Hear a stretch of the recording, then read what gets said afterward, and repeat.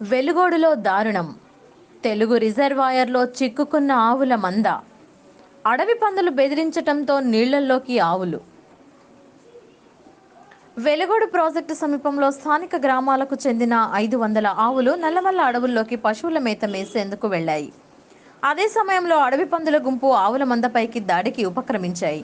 దీంతో ఆవులు బెదిరిపోయి సమీపంలోని వెలుగోడు రిజర్వాయర్లోకి పరుగులు తీశాయి. రిజర్వాయర్లో నీళ్లు ఎక్కువగా ఉండటంతో దాదాపు 500 ఆవులు చిక్కుకుపోయాయి. ఇందులో దాదాపు 350 ఆవులు నీట ఈదుతూ ఒడ్డుకు చేరాయి. ఆవుల మంద యజమానులు ఒడ్డుపై నిలిచి తమ ఆవులకు కేకలు వేయటం గమనార్హం.